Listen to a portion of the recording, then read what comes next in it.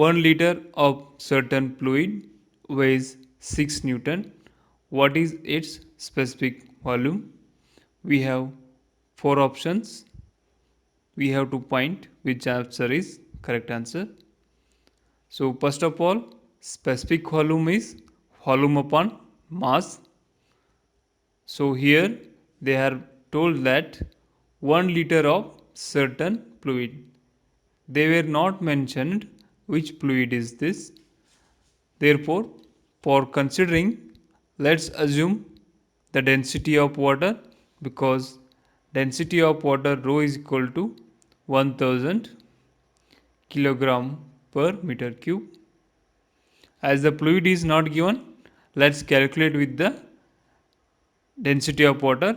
To convert this 1 liter into volume, we have to divide it by 1000. So the answer will be 1 into 10 raised to minus 3 meter cube. And here weight is 6 Newton, that is mass. We have 6 Newton of force, and we have force equal to mass into acceleration due to gravity. So therefore it will become 6, that is equal to mass into 9.81. So if you calculate it for the mass, that will become 6 upon 9.81, that is equal to 0.6116 kg. So we have specific volume equal to volume upon mass. Therefore the mass we found is 0.6116 and volume is 1 into 10 raised to minus 3. So when we put this in the volume upon mass, so that gives the answer, that is 1.62 into 10 raised to minus 3 meter cube per kg. So here answer C is correct option. What is correct formula for absolute pressure? We have four options here. So before that, let's know what is the absolute pressure. So here, when the pressure we are measuring with the absolute vacuum, it's called as zero pressure or absolute vacuum pressure. So let's denote it by PATM. And atmospheric pressure is above the vacuum pressure. So this is atmospheric pressure.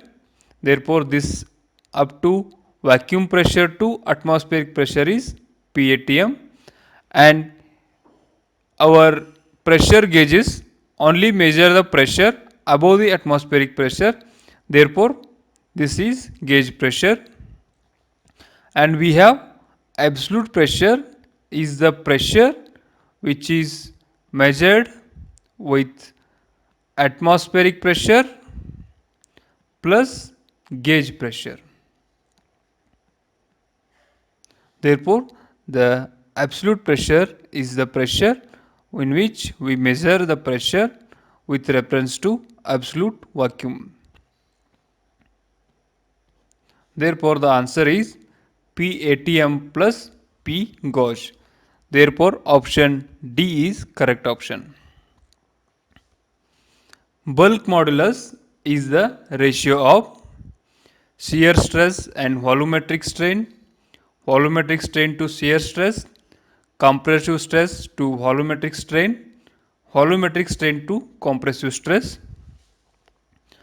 So the bulk modulus K is the measure of compressibility of the fluid, that is how much fluid can be compressed. That K is equal to compressive stress upon volumetric strain. Therefore option C is correct option.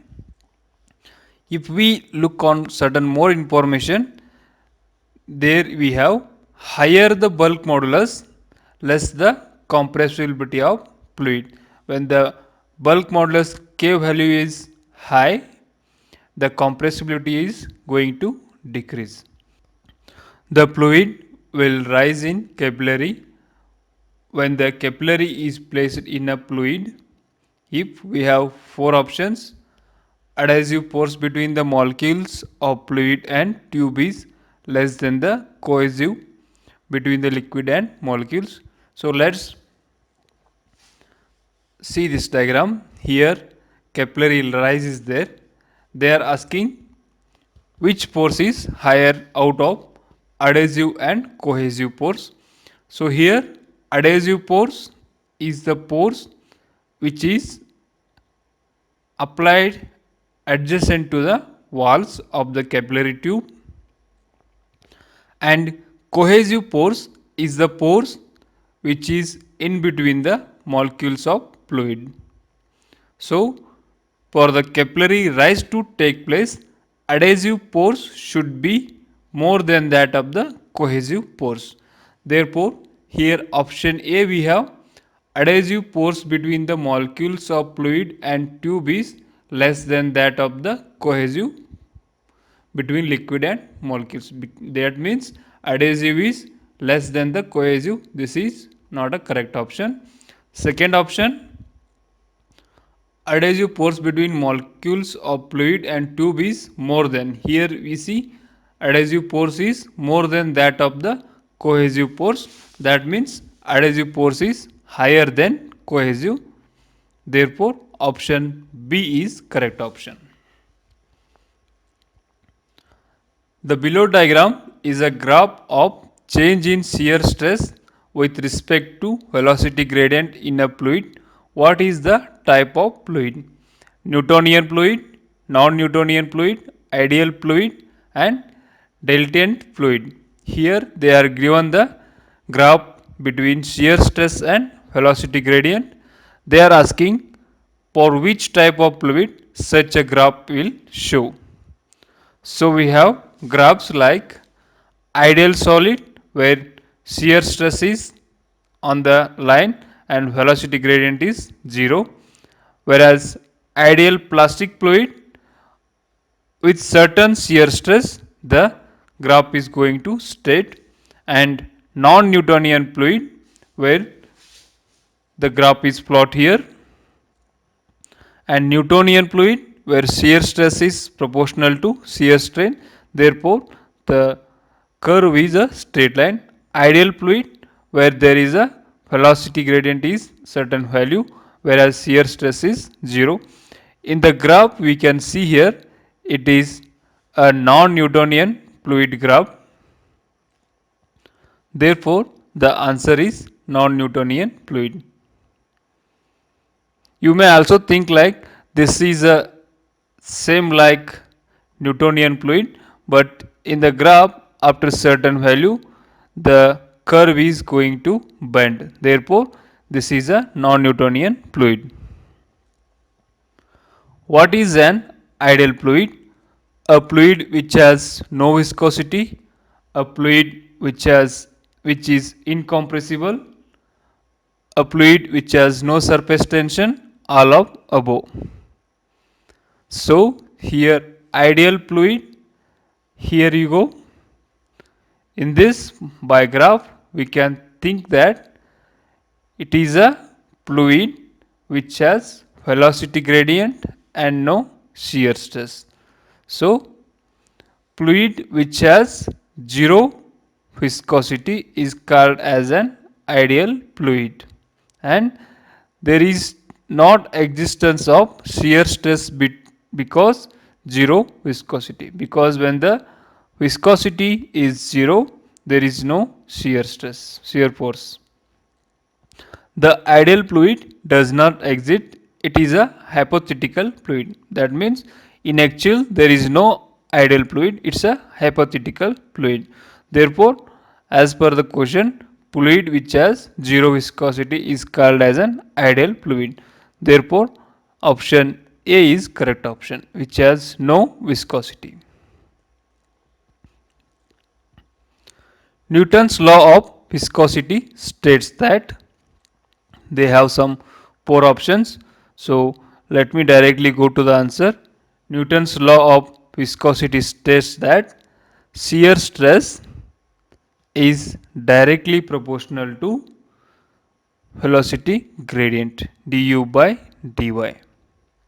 So here we can see that the shear stress applied to fluid is directly proportional to velocity gradient. Option A is correct option. If we see the other options, the shear stress applied to fluid is inversely proportional. It is wrong. And next, third option is the shear stress applied to fluid is directly proportional to specific weight. They are telling specific weight. This is also a wrong answer. Shear stress applied to fluid is inversely proportional to specific weight. This is also wrong answer. Therefore, option A is correct option. Which property of fluid offers resistance to deform under the action of shear force? Density, viscosity, permeability, and specific gravity. They are asking that there is some fluid is there. Which property of the fluid offers resistance to deform under the action of shear force? That means to this fluid there is a application of shear force, and they are asking which property of the fluid that resists the deformation of this fluid particle. So if we see the diagram here, here shear stress is applied for a flow. That means water is flowing on a tube, and the water velocity of water near to the surface of tube is less, whereas velocity of water flowing above the surface of water is more, because there is a existence of shear stress. Therefore, the property which resists the deformation under the action of shear stress is viscosity. The more the viscous fluid, the more the fluid flow is less. You can see here in the diagram. The specific weight of fluid depends on gravitational acceleration, mass density of fluid, both A and B, none of above. So we have specific weight equal to weight upon volume. So weight in terms, because weight unit is Newton and volume is meter cube. So in Newton we can divide it into mass into acceleration due to gravity divided by volume. That we can write rho into g, because rho is kg per meter cube and acceleration due to gravity is g. Here it will be, see here, kg per meter cube is rho. So there is kg, so that is mass. Acceleration due to gravity, that is, let me write it as g, that upon volume we can write v. So therefore we can write it as rho into g. So here the question is, the specific weight of fluid depends upon gravitational acceleration, mass density of fluid, both A and B, none of above. If we see this expression rho into g, it depends on density as well as gravitational acceleration. Therefore option C is correct option. It depends on gravitational acceleration as well as mass density of fluid. Therefore option C, which tells that both A and B are correct option, is right.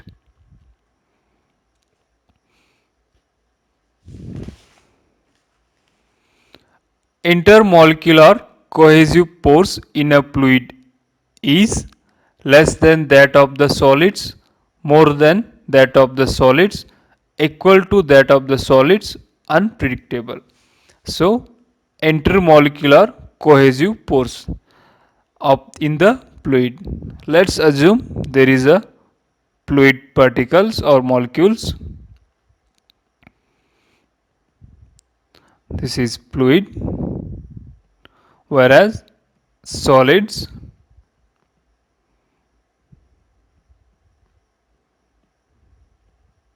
so if we try to divide this fluid with some knife or something, we can easily divide. Whereas in case of solid, if we try to divide these solid particles, it is very hard possible. Therefore, intermolecular forces between the molecules for fluids is less than that of the solids, because fluid particles can easily we can distract them, whereas in solids the intermolecular forces are very strong. Therefore, the solids to cut or to divide it is very hard. Therefore, intermolecular force of the fluids is less than that of the solids. Therefore, option A is correct option. Which branch of the fluid mechanics deals with the translation, rotation and deformation? We have three conditions: translation, rotation and deformation of the fluid element without considering the force and energy causing such motion is called. So, which branch of the fluid mechanics deals with translation, rotation and deformation? Here option A is dynamics. Dynamics is the study of fluid which are under motion. Fluid kinematics. Fluid kinematics, we are studying the velocity, acceleration, flow patterns only. It does not have any concern with force or energy that produced velocity or acceleration in the fluid. That is fluid kinematics. Whereas fluid kinetics, it is a study of relation between velocity and acceleration. Here in fluid kinetics, we are studying only relation between velocity and acceleration and the forces causing them.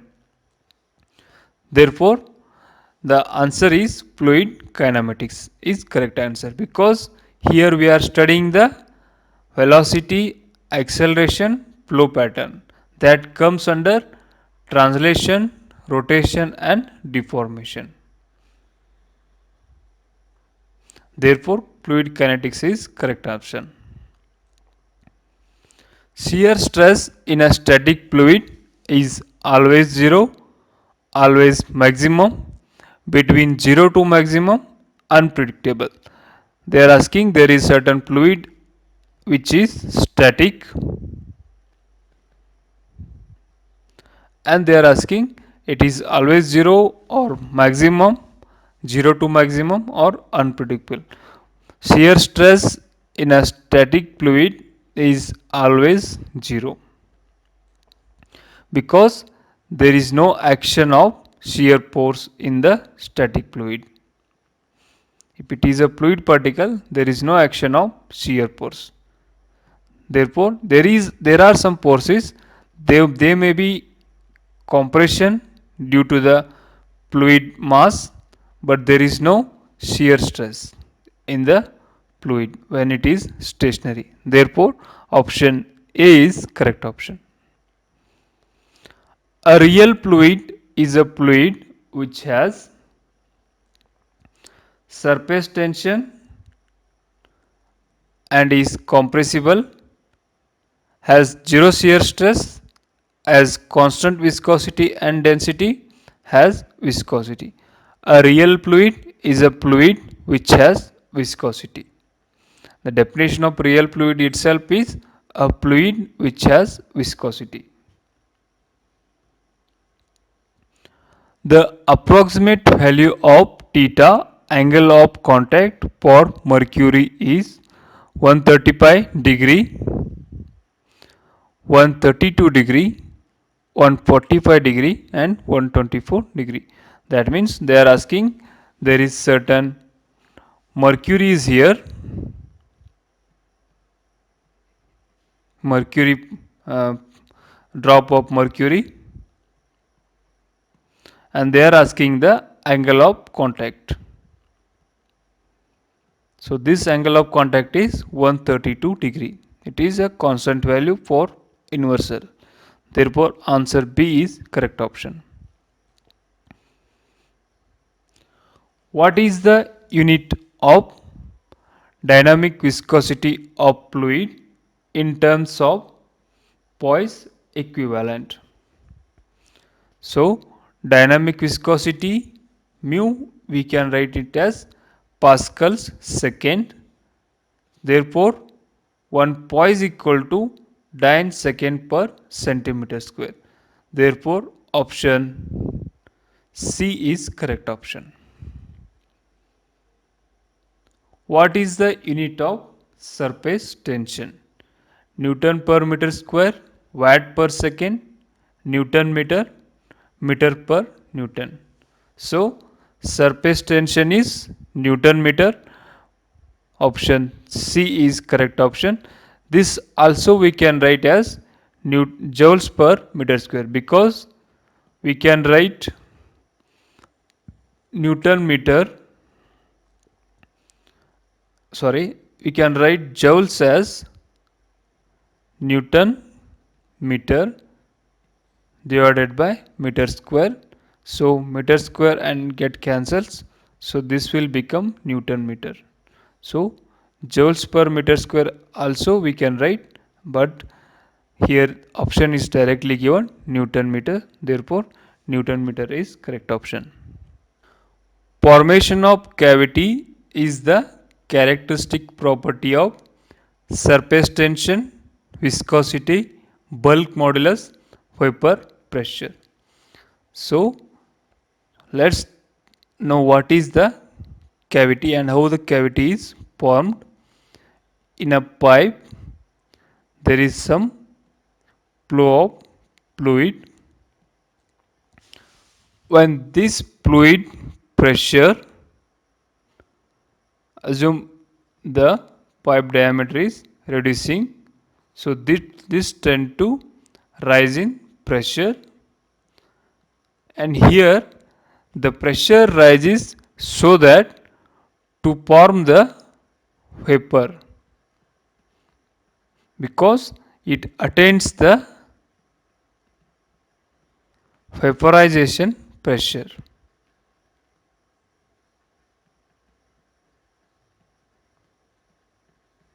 So when the fluid particle is gets the vaporization pressure, this fluid is going to vaporize, and this vaporized fluid particle forms the cavity.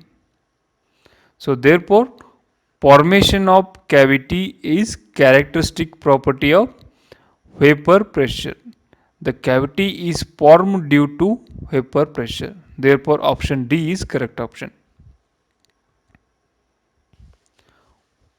What is Newtonian fluid?